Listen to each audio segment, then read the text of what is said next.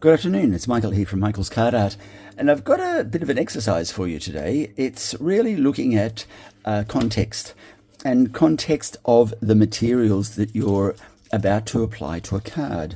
Now, as we know, context can certainly change the meaning of a conversation depending on where the conversation is held, for example. And you could also change the context of your environment by bringing in some antique furniture, or you could bring in some modern furniture, and that will change the context of your environment. Now, when we talk about context, though, in card world or papercraft or anything like that, what we're talking about, or what I'm talking about really, is how all the pieces tie together. And what's the setting or what's the context that you're creating for that finished project. Now, we all have a number of die cuts, and those die cuts could be related to florals. As you can see here, they could be related to doilies or abstract shapes, I suppose. And here's an example of some die cuts that were stamped, and you can see here they were stamped as a bit of an urn. However, if I take that one step further and I stamp that urn and then colour it so that, for example, we don't have this printing here, but we just have the shape of such. And if we change the colour of the, let's say we stamped it in white cardstock, and we've now changed the colour of that to blue and added some gold specks and a bit of gold embossing powder at the top and the bottom and stuck in some fibre, then the context of that urn, if you like, has gone from something that is quite simple and probably found in lots of homes to something that is a little more grand and probably found in more affluent areas or homes. And the same can be said for this. So here's the original urn. What I've done is I've stamped it in a different colour, I've cut it down to size, and I've stuck some twine over it. And it changes the context of the urn. And you can see here, same visual image, if you like. I've cut the urn down a bit, and I've trimmed it off here. I've added some twine, making it longer, and underneath there is the join where I've put this one pot on top of the other and given us a very tall urn. And if I put those urns, if you like, if I shape them, for example, and put them into something like that, straight away, the context of your project can change dramatically and make it different, let's say, from what was originally intended with the design of the stamp set. So here, what you might find is a sale of urns, and that could be the basis of your card project. And you'll see what I've done with those various urns. I haven't got the actual card here anymore because that has been shipped off to other places around the world. But if you go to my Instagram site under Michael's Card Art, you will see what I've titled as the Grand Bazaar of Tokyo. And you can see all of these urns sitting up there and looking as though it is one of the stalls in the Grand Bazaar. So that's one example. And this one here is an example of some lilies. No, they're not lilies, they're tulips that I cut out, and I didn't find a use for them. Now, how does that work? What I do when I get all of my stamps or new stamps and dies, I always stamp them off to get a flavour of what it is that I've actually purchased. And straight away, it imprints, and I can remember that visual when I've actually stamped them off and I put them back into their case with these cutouts. And these cutouts actually went on to become, or they were the forerunners to a big bunch of tulips that I created and put them with long stems and put them into a project. And you can see that one on my Instagram account, and it's also the pinks and reds and purple tulips. If you go there, you will see this big bunch of these such things. And so the context of that project was made just in my mind when I received the set and I started stamping it off. I've got some more examples just here. These little die cuts, they came from an online site, and what I did, I just cut them out to get a flavour for them. I then coloured them, and then I shaped them to give that more realistic look, because that's what they're going to be shaped when they go onto a project. I don't know where they're going at the moment. I haven't got a project for them, but I know that they're there, and we'll add something to them. We'll add them to a project at some stage. So taking that context thing a little bit further, the number of die cuts that I get for various florals is unbelievable. I've got a die cut for just about every flower you can think of. They're all there. I don't know all their names. This I know is lavender, and I'm looking forward to using that shortly. Here's looks like fishing net, and I've got these ones. I don't know what these are called, but they're going to find themselves on a project shortly. So what happens is I cut these random flowers out and I try to shape them, and I stick them on things like that, and I don't feel inspiration, and so I put them all away, and they may sit there for quite some time. But that was in the past. What I do now is I always cut them out with all the assets, and then what I'll do, before I even colour them, I will get a piece of foam. Let me just brush these onto here. I'll get a piece of foam, and then what I'll do is I'll start to shape them to what I think they're going to look like when they've been coloured and I've chosen to put them into a project. And the reason I shape this first lot of die cuts is because I want to it gives me a better indication as to what is going to be their application. So in this case here, I remember seeing these flowers in the past. I don't know, grandma's garden somewhere maybe. And I know that they don't have a lot of green foliage as their leaves or as part of their makeup. So those leaves, I think, as they've sent me here, happen to be just these little spindly sticks. And I tried Googling them just to understand them a little bit better, but I can't see anything for them in Google. I'm just quickly shaping these a little bit more, and what you would see is, the flower will start to take shape, and like so, you'll cross it over so you kind of fill it in. As part of the demonstration, nothing wants to sit in its place, which is normal. Murphy's Law. Now, just quickly do these. And what I find is it's difficult to make these come alive in their flat environment. But let's say with some creative crafter's license, we've got, I think all of these make up basically one flower. So there's a lot of pieces in that one flower. And here's the last little piece, and I'll put that over here on this one. So here I'm seeing potentially two brightly coloured or subtly coloured flowers, and they've got some of these little sticks here sticking out of them as part of their green foliage that I'm going to call. And from that, you're supposed to be inspired. Well, I've had these dies for close on 12 months, and I'm not inspired in any way, shape or form. I even will go so far as getting out some cardstock, and because this is white and I want to video this for you, I'm going to put this onto black cardstock just so you've got a bit more of an understanding of what I'm banging on about. All right, now remember, this is a process that I follow, or have taught myself to follow, when I've got new die cuts or anything new, a stamp set, a die cut, whatever.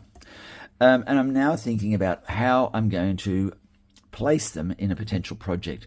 And because once I've got that placement, then it all comes alive. So, but like this, nothing's working for me. So I end up, as I said, putting them back in the thing.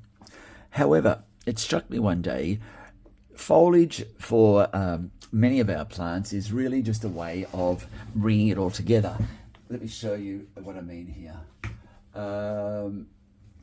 Here's a scene, or a simple scene. Here's another scene, and it might give you some context. Here with the pansy, we know what a pansy looks like, and most of us know what, and we know that they've got this gorgeous green foliage that underpins the actual star of the show, which is the colourful pansy. And that there, even with 2 flowers and a couple of buds, the green foliage ties it all together and makes it one harmonious picture. If we look at this scene, the green foliage that you see here as part of the flower ties it all together. It kind of connects the flower to the other flower via this green leaf or green foliage process. And it just works nicely. But when you've got a couple of flowers that don't have a lot of green or anything to tie them together with, I struggle coming up with a project. So what I discovered was this. If I do have something that I can't tie together, if you like, I create my own linking process. And that one is also gone. But over on my Instagram site, my second last project has got these gorgeous pink flowers, pinky purple flowers. They're set in a very busy background of black and grey, and they've got, I believe, a black and grey vase. And those four or five individual florals are all tied together with an imaginary stem. And why is it imaginary? Well, because I didn't put one in there, but I put the flowers in such a line that they look like they're connected. And that is what has inspired me to think about this whole connection process. These 2 flowers don't have any other foliage as part of their process. But if I bring in a very subtle link and connect them, we've now got something that ties them together. We've now got what looks like a flower connected to another flower via some stem work or via some foliage. I found it such a fascinating thing. And the fact is that I can move this around in any way, shape or form. I'm going to have to cut some more of these out because I'll have some here and some here. It's just a very, very clever way that nature brings everything together. And I think that is just so fabulous. Now, another way you could create that connection, you may not have cut out, I don't know if these are French, but they kind of make me think that they're French in some way, the fleur-de-lis and things like that. But if you don't have a cutout die like this, and I've got a couple of them, but if you don't, let's look at other options. And you know what? Everything gets put out in preparation and I then can't find it. And here's an example. See, these are stamps, similar in design as this, nonetheless gorgeous. And I'm doing it on black because I want you to see this. So I'll just get out some white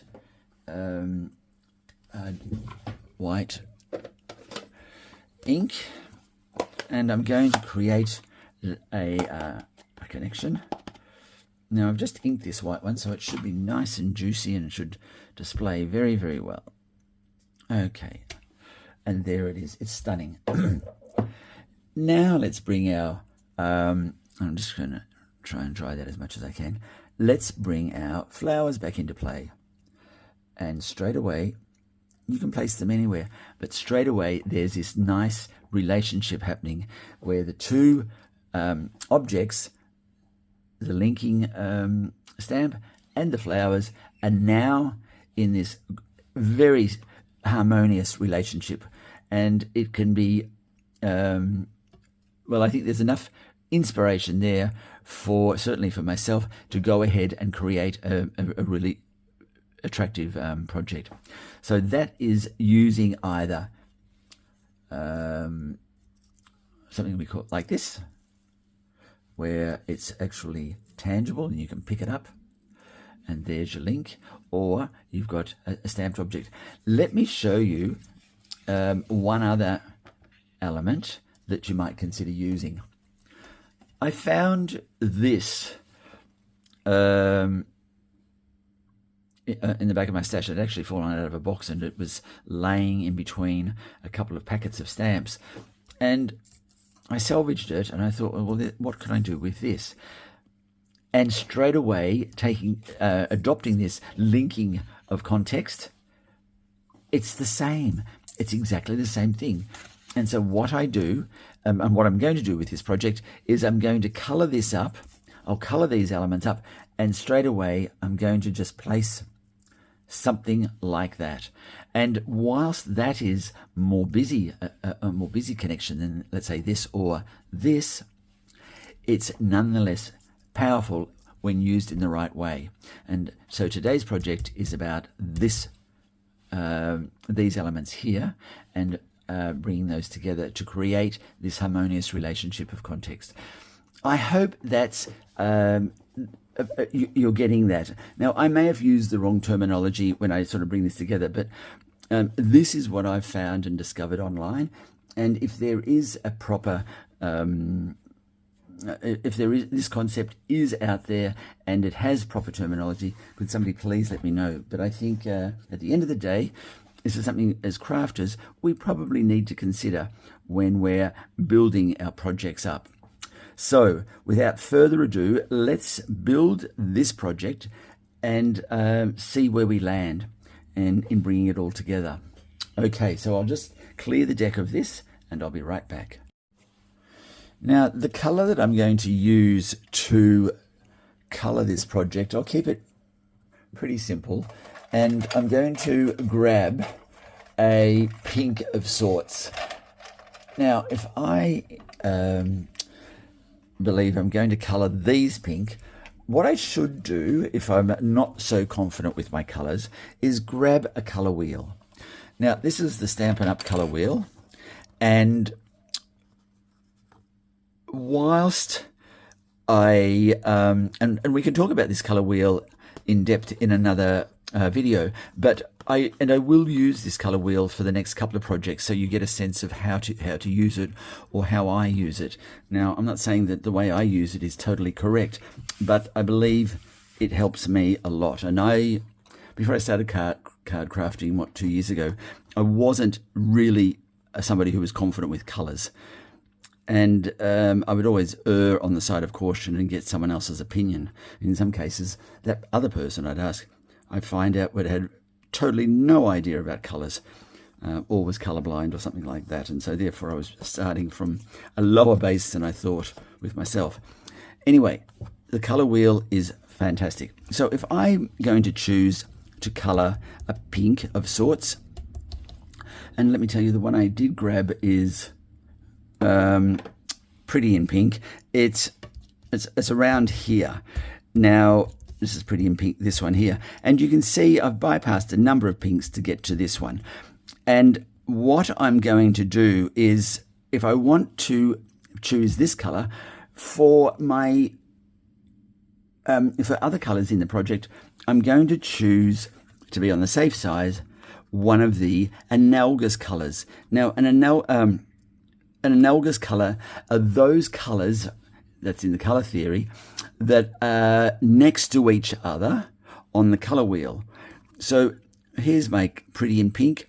All the analogous colors, or ones next to this Pretty in Pink, are colors that will enable you to mix them together.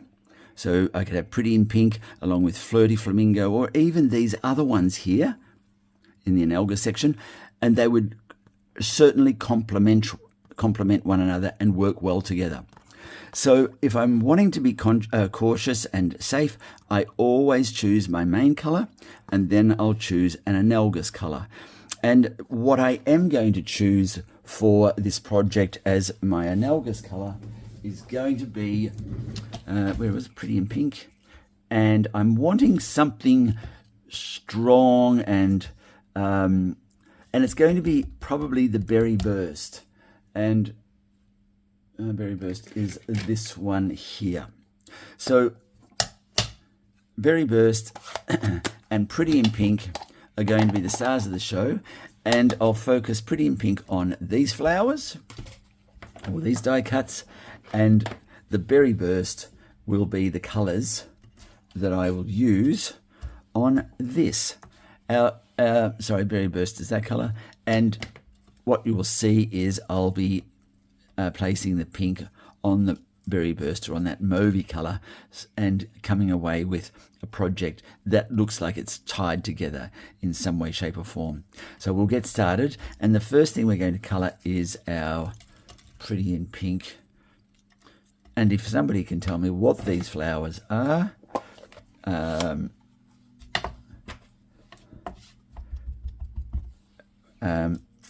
I'll be much wiser.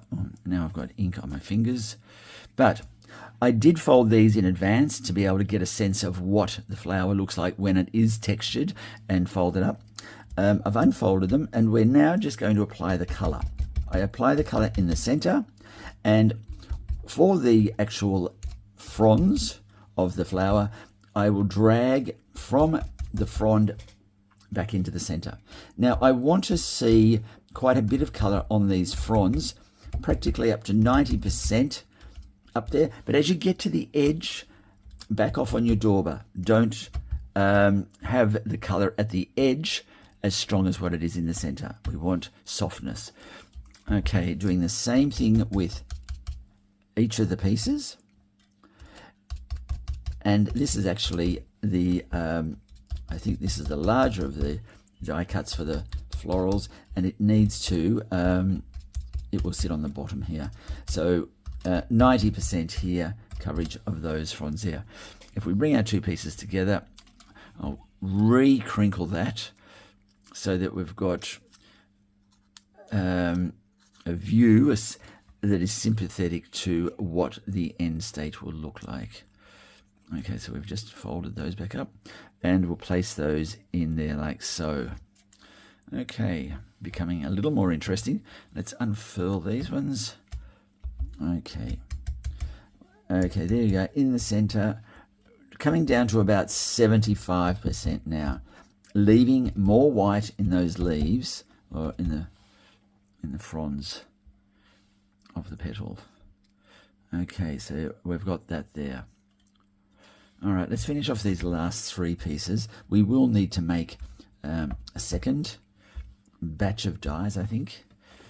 Here we go. Now these ones may be 100% covered, and this little one here likewise. Okay, I want these to be quite dark, these center ones, because that's where the stamen and all of those elements are there. Now I will cut another one of these and we'll color that in, but I want to show you what this will look like once it is in place. Now I've got, let's say we've got 1, 2, 3. There we go. Those will be glued in like that, and then we'll possibly discard that one. Okay, let's get those glued in. All right. And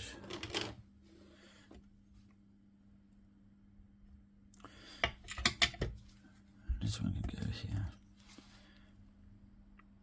Now I do try to place them in an offset position, in other words, so that these ones, the top set of dies sets are sitting in an opposite arrangement or opposite angle to where the previous ones are, and those ones are in an offset position against the first ones we put down as our base.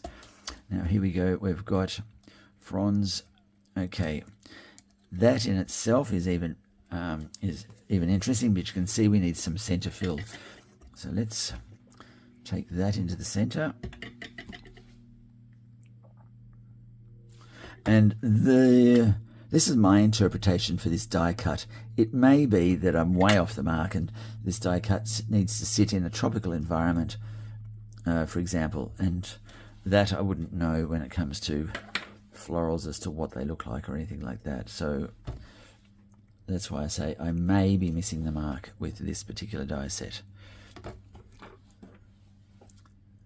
Okay. Oops. Okay. That's in there like so. I'll use that on something else later. And I want to get some bling for this flower. And the bling consists of, let's see if I have it here. Yes, I do. Now I want to get out a set of these.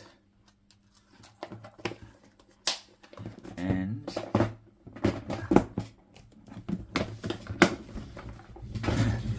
let's see how they look. And I think, look, you could get away with any type of, well, any one of these actually. I am going to go with this color here and just prize that. Wow, did anyone see? Oh, yes, there it is.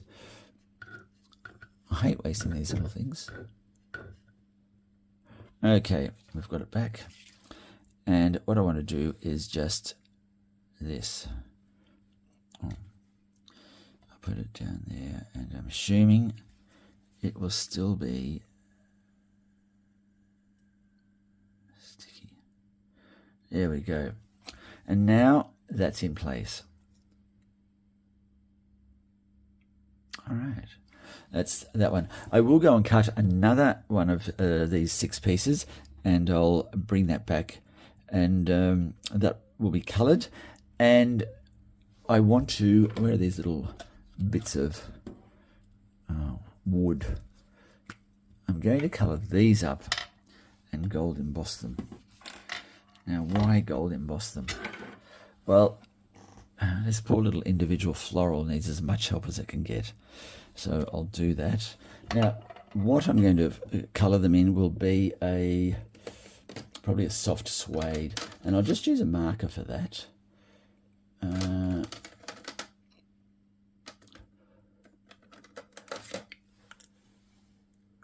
Light soft suede. Let's just see if that's too light. No, I think that will be fine. Let's just bring the colour in. Okay, and here we go. 1. I'll just do 2 for you. And there we go. That's right. So there's our 2 pieces. And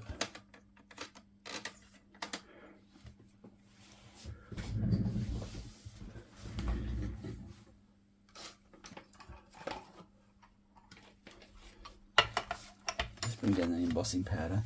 And I've got a embossing pen that was bought from Amazon, I believe. So let's just, what I'm going to do with these, I'll just do the embossing buddy because I don't want gold leaf everywhere on these.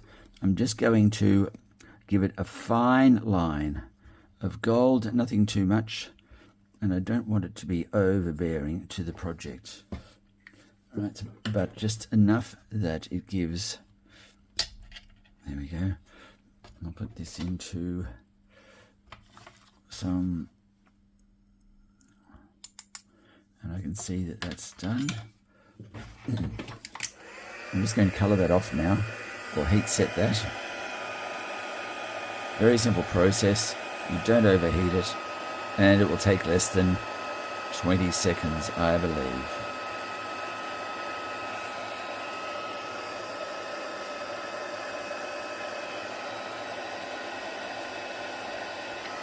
Okay, there's one.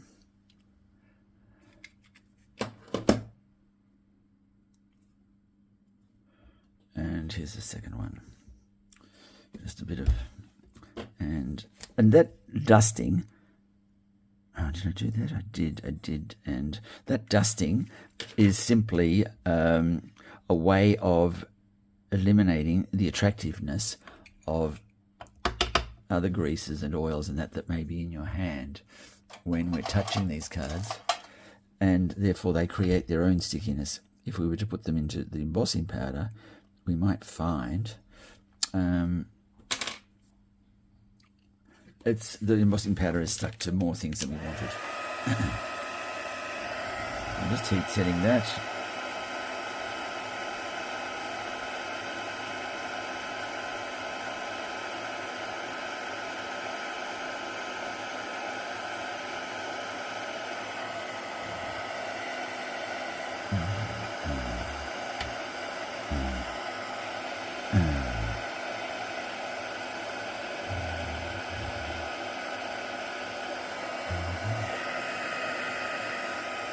Okay, and there we have those two.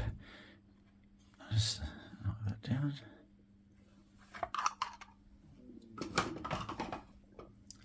Okay, and here are two pieces, and these could be glued and will be glued down here like so, underneath that.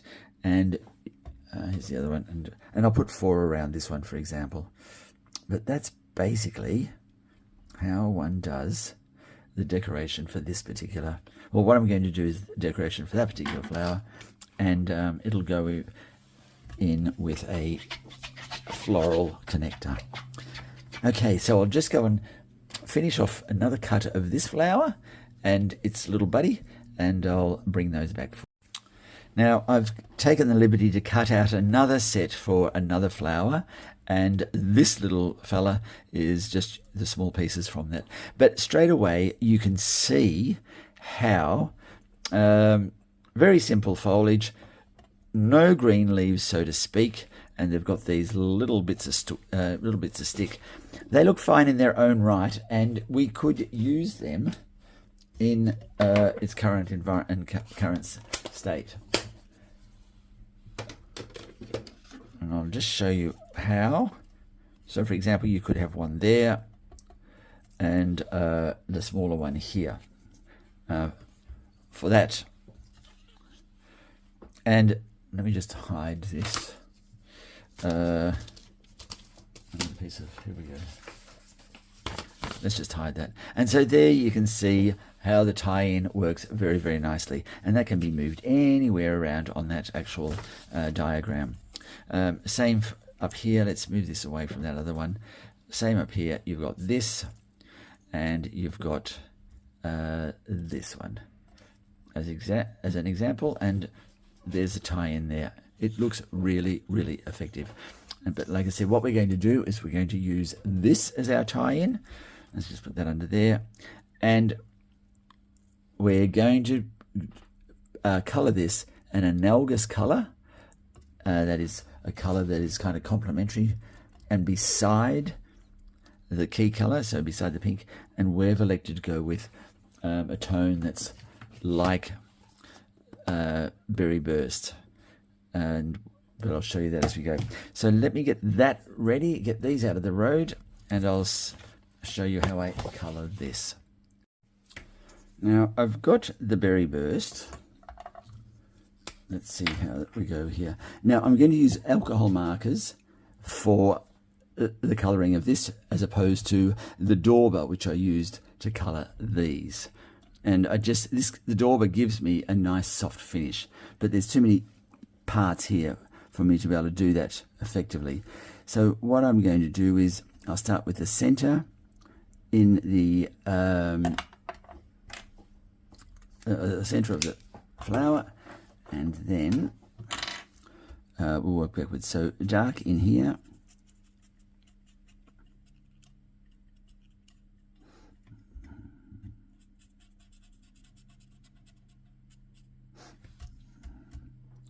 right, and these are just all getting coloured. And they say that the let me just bring that up there. Now, do I want to colour the whole flower? Yes, I do. I've got a bit distracted there, and I've gone a lot of the... I just want to bring the light in and see what that looks like as I'm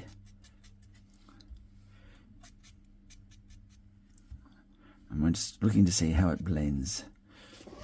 Oh, that's coming up quite nicely. Okay, so we're going to take the whole flower, I don't know if I missed a piece, and we'll colour the flowers that gorgeous berry burst colour. All right, I'm going to get all that underway. And just before I finish colouring off all of the floral elements in here, I'm just going to give these a black centre, just like so. There we go. Now, add the black last because you don't want to be mixing the black with the berry burst. And you'll see what well, hopefully you don't see what I mean, really, because I don't want to be mixing the berry with the black at any stage. So just finish off that one, and let's do this here. Now remember, blending, you're dragging colour over those elements that you've already coloured, and in this case it's this leaf. The black was down here, we stopped that, and we've dragged some of the black up into the light version of the berry burst. So first was dark, berry burst dark, and now I'm finishing the edges of the leaves with berry burst light. And you will see that clear delineation of dark and light once I've finished these flowers. All right, so let's go in and do that again with this one. So dark in here,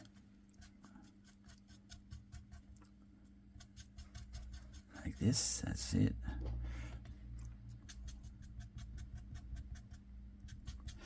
And now I'm not going to make you watch me colour all of this, but I do get a lot of requests from people asking me how do I colour using markers, and I'm a novice, but I have learnt this from watching some of my colleagues' YouTube videos, and that's the main lesson I've learnt. So if you've laid down your base colour, that being a dark colour, then if you're going to apply a light colour beside that, you lay down the dark first, then you drag, you repaint those areas where you've already coloured, and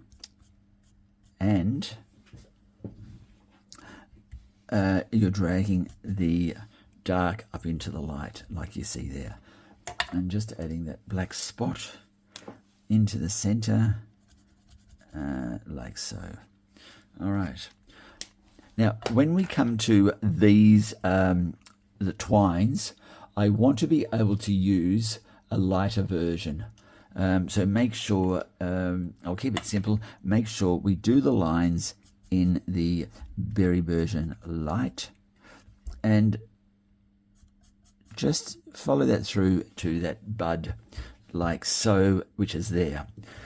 These little ones here, we can just colour those like this. Okay, and these ones are large enough to get the two-tone treatment. So black, or dark in the center, and then using our alcohol marker, we will just may as well do these ones here.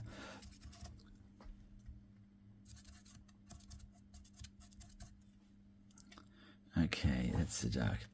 So let's start with those ones. They're coloured exactly the same way, dark in the center, and then we use our light and go over that area we've already coloured, and we bring in the light for the very outer edges of the leaf, and so forth and so forth.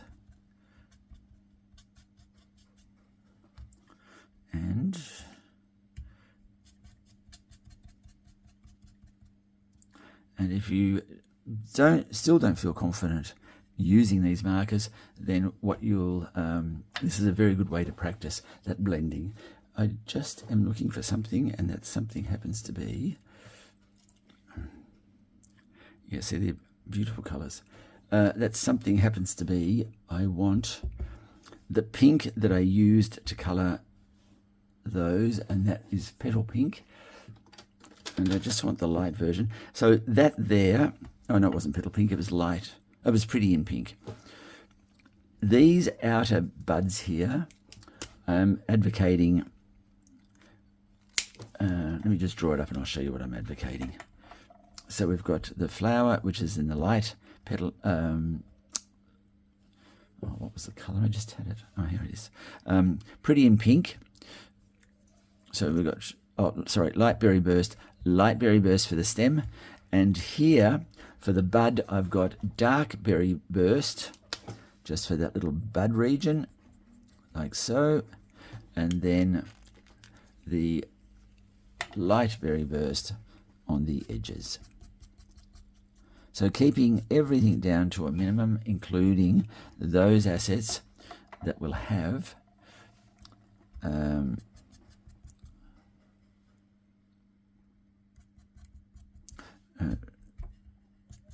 I'm just finishing this off here. All right.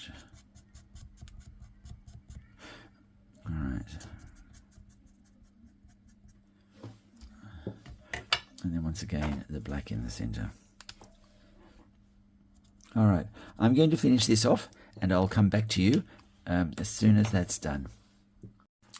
Okay, we've finished the connecting pieces. I've cut two of them and I've colored those up. You can see we've got the connectors, the same color as the light here, and I've used that pink comparable to the pink of our flowers, and colored the center of these buds.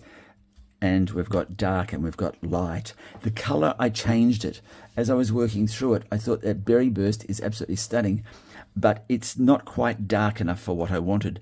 So what I did was I switched the color to rich razzleberry, and that's this color. It's certainly a richer color, but it was more complementary to the flower. And so these are one of those things that just happens. As you're working through something, you just realize that no, it's not working the way it should, and you need to make a change. And so that's what I've done there. So how do we move to the next part of the project? Well, simple. Remember, we take out those flowers, those buds, and we want to, just missing a marker, a lid, and that lid happens to be where? Oh, here it is. All right. Now, grab your bone folder and just make this small adjustment to the leaf. What I do is this, I'll go into the center and I'll shape those flowers so that we've got some height and some movement in on the foliage. Now, this is a difficult piece because you're not going to get a lot of change to the actual physical elements by doing this. But all it does is lifts the flowers up on their centers so that you've got a little bit more color and movement to work with. All right. Now that I know that I'm going to use one,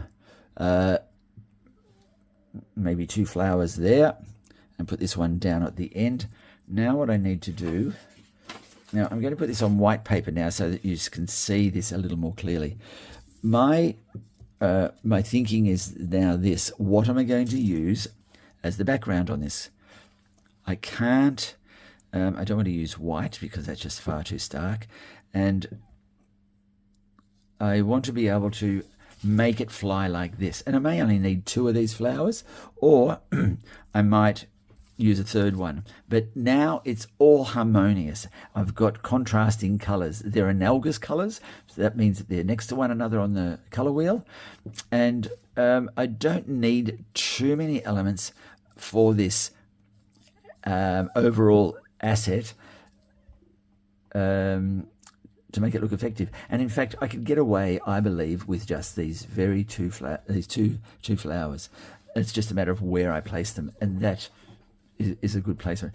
If I wanted to and really make a rich card, I could do it like this.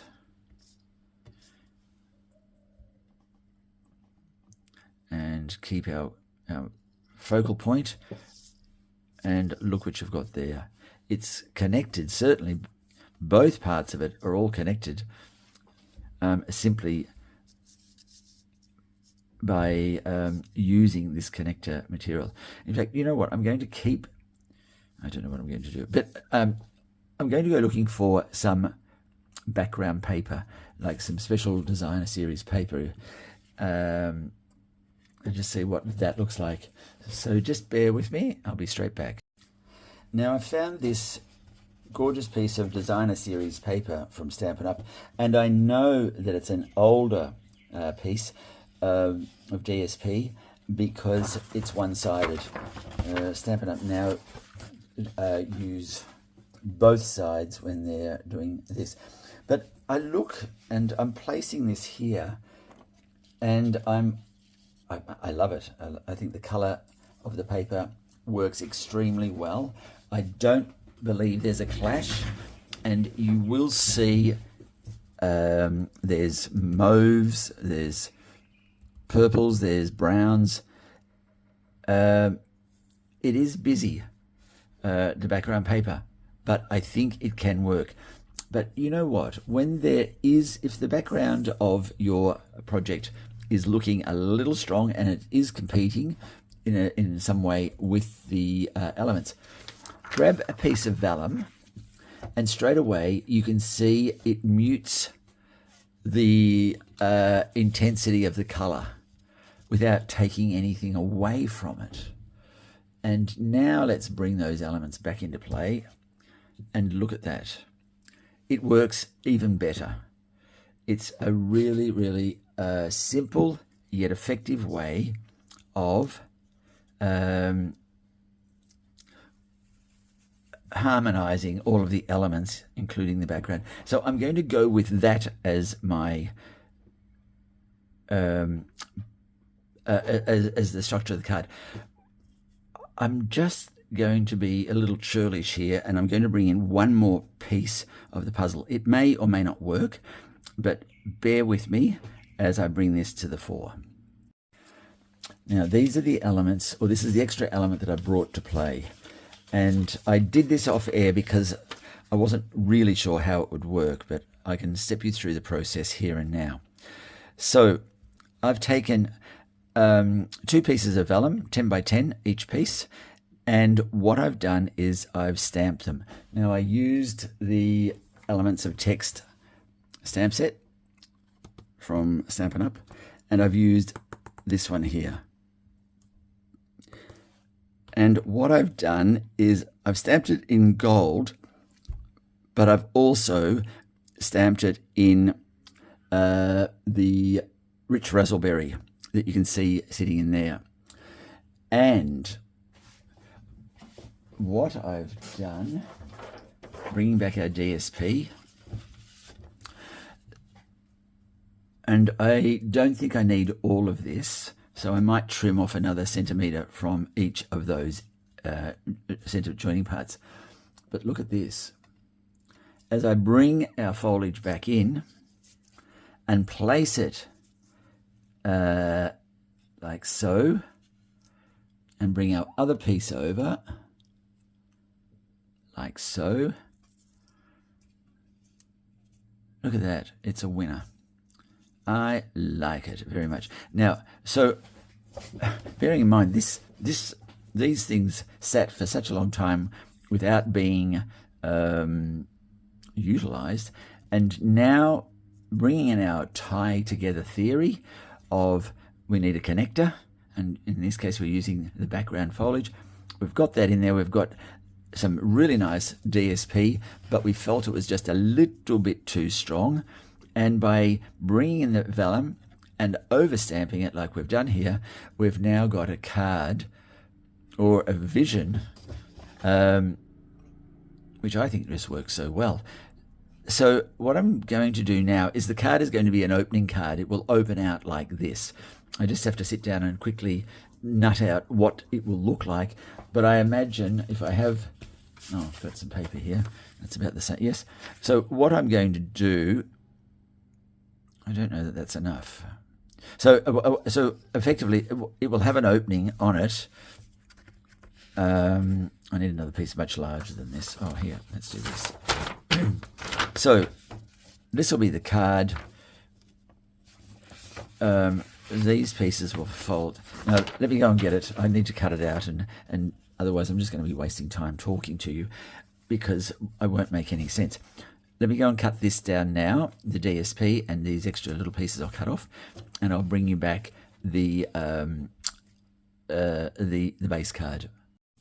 I think the easiest way to do this will be thus. I'm going to glue this DSP to a base card. Let's get that underway first. I was trying to bring the whole thing together in one piece of cardstock, but I don't know that cardstock is going to come that size, so we'll do it this way. Okay, so first one going down. Oops. There you go. So there's going to be a slight variation. There will be a little bit of overhang of white, but we can trim that down. Okay, that's the first piece in place. Let's move over to this one. And I always apply the adherence, if that's the word, the glue, the stickies, to the piece that's going to be attached to the other element. The reason I do that is because it just works better for me, but also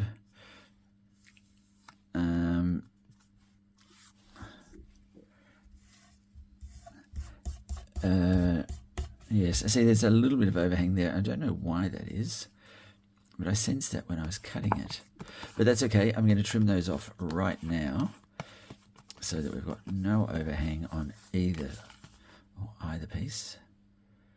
Let's look, it's so close. It's just a little bit. I'll just quickly do that.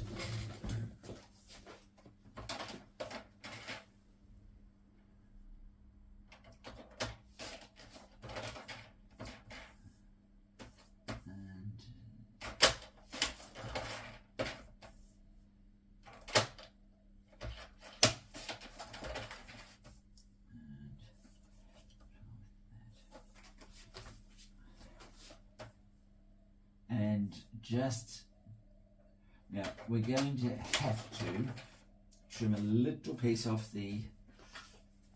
We're going to have to trim a little piece off the vellum as well, I fear. But it all comes with the territory. Yes, just a little bit of overhang there. I'll just quickly fix that. Okay, they're trimmed off. Now, there's a bit of a knack to adhering vellum. You don't want to apply glue to vellum like you do when you're gluing DSP, if you like. The reason for that is because glue being wet, it can show through once it starts to dry. So all I'm doing is just very fine dot work, and I'm going to just put some more dots so that they can be hidden behind what's on the vellum. So just grabbing that so that it doesn't, oh dear, it's all these little things. Okay, it's on. Now, you can see how the glue can shine through once you have got it into place. And it's not the most attractive when it does shine through. Okay, let's leave that be until it dries, and we'll see what our success has been like. Now, okay, and yes, I can see just a little bit of overhang, but we can get that off. Okay, I think what I must have done was moved, or not supported the paper properly when I was cutting it, and so therefore it may have not cut at a very good right angle. That's all right. Okay, a little bit of glue here. All right, let's get this one on too. There we go.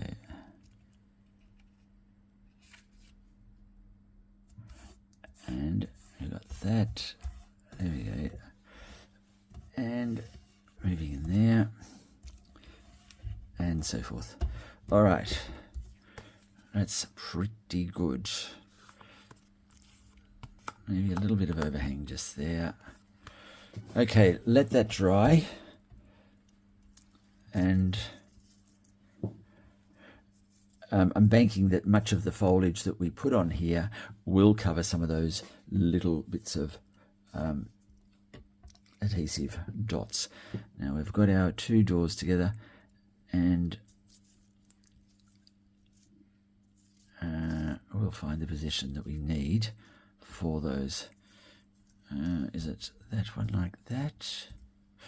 Anyway, these can be moved around as we go, so long as, yeah, I think that's better that way.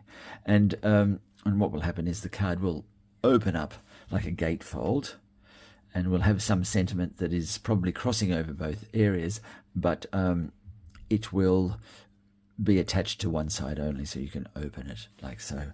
But I think, looking through the camera, I think that is a really nice construct. Okay, so now what I've got to do, which is what I was trying to explain, is,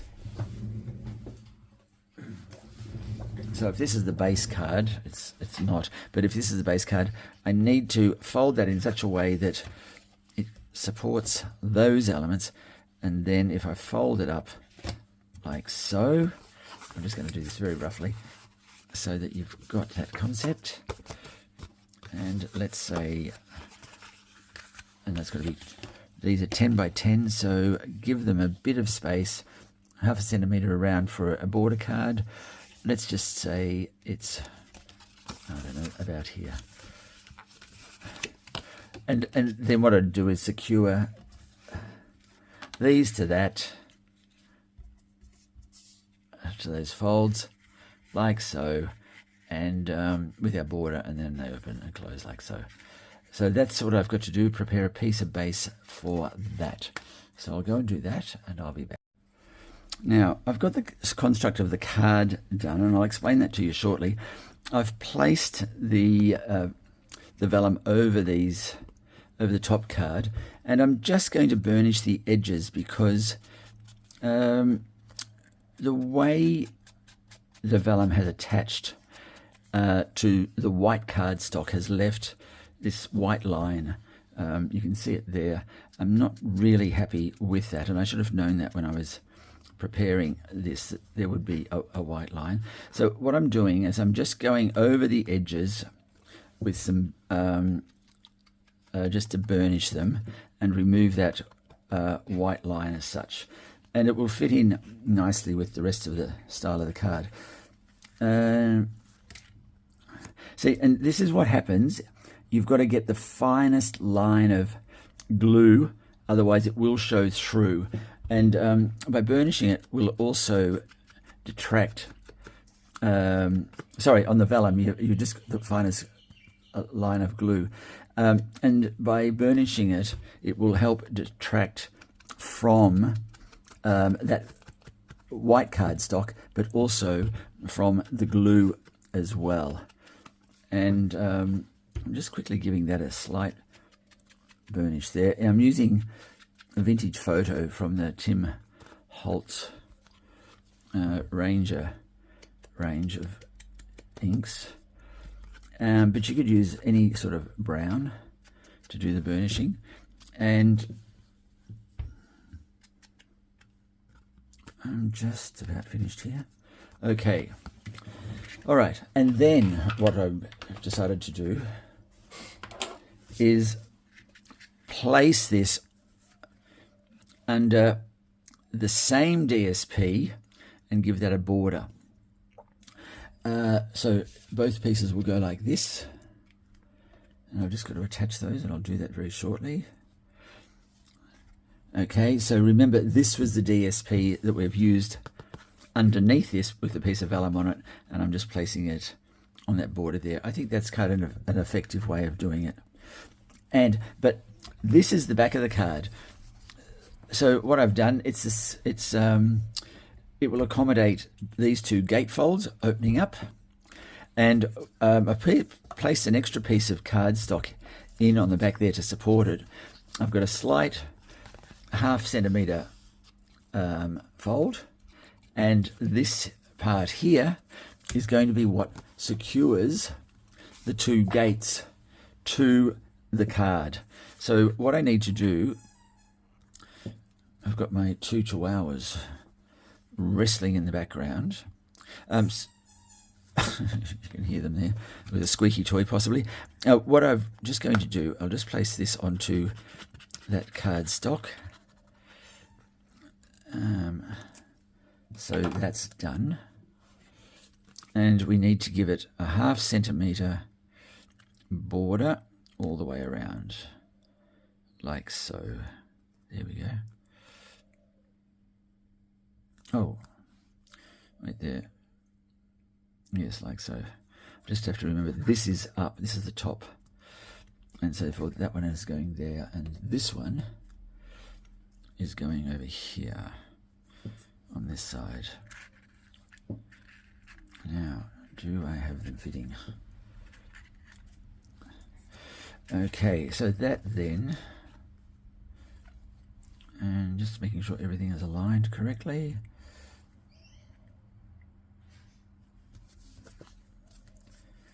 Let me just see, I'm just lining this up. Yes, it is. Okay. All right. I'll just is that even? I think so.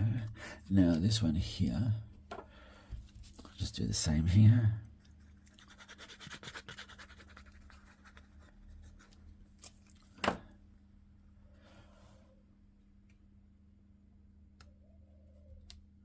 Okay. That appears to be even. Like so, yes. Okay. Now, let's just see.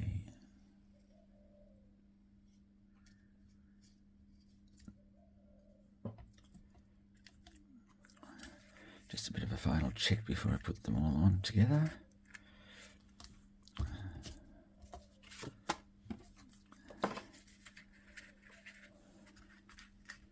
Okay, when that closes, that will come to there.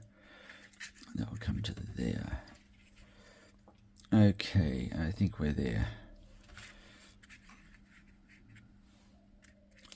All right. I probably could have left a border there as well, couldn't I? No, it'll stay without that. Now, what I've got to do here is glue this to that, but then before it dries, I've got to put that in there, and that will be the securing mechanism. Okay. All right, let's do that. Actually,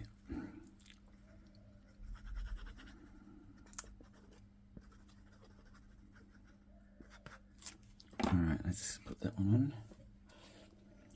to this, and these should fit very snugly, very There we go. Oh, yes, and I've just realised I've got to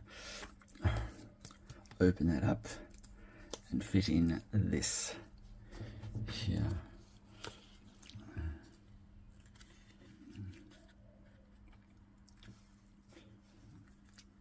Okay, so that glue off my finger, and here we go. So just pushing that in there, securing it tightly, like so. And what I want to do, just open that up, make sure it fits and is aligned.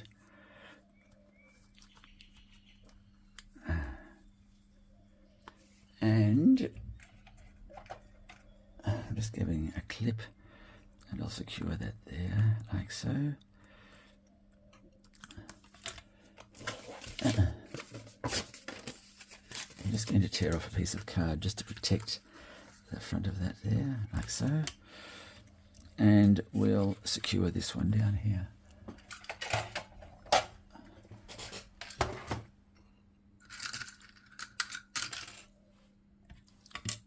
Like so. Okay. Now that should see that work very well. Okay. Now I'll do the same with this one.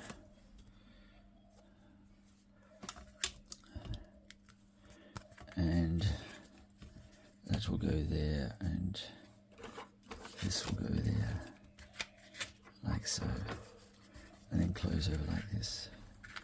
Okay. All right. I don't know if this is the most efficient closing mechanism, and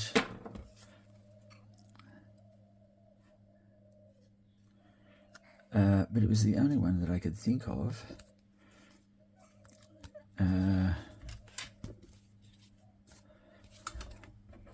Now, goodness me, I'm starting to get myself confused.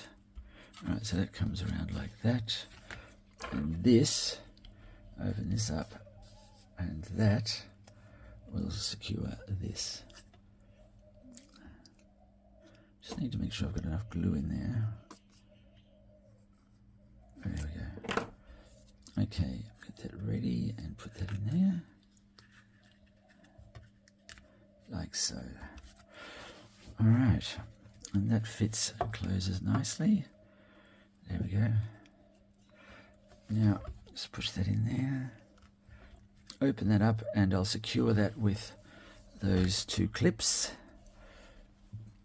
from here. Okay, so one there, like that, and one here,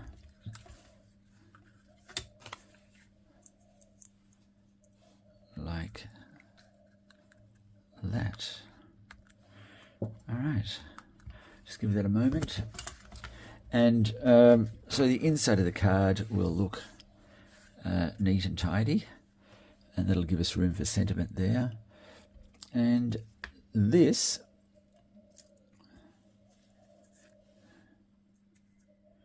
being the star of the show, let's remove that. That should be sufficient there.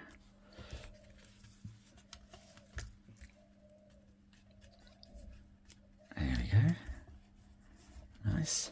That goes there, like so.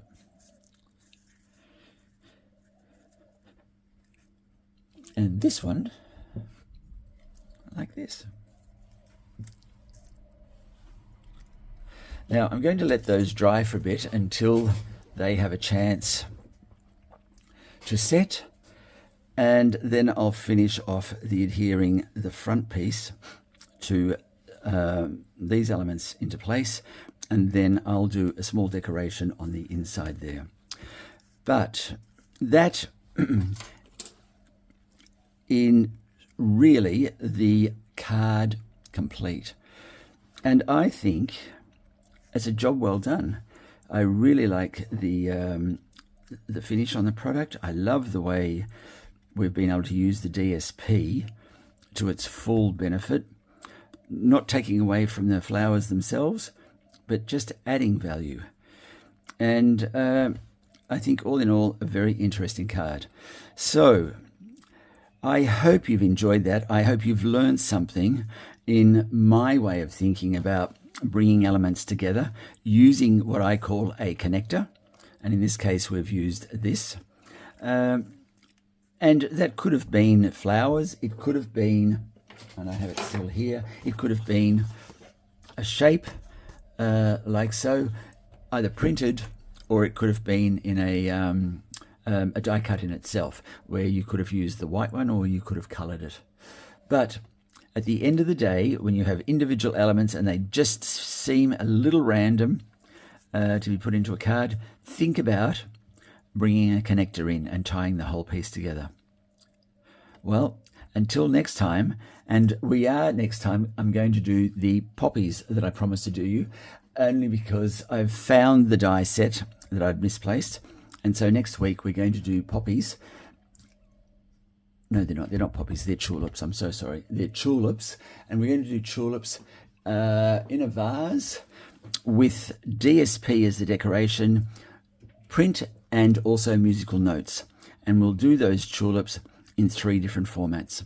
So until then, take care, and I hope to see you next time. All the best.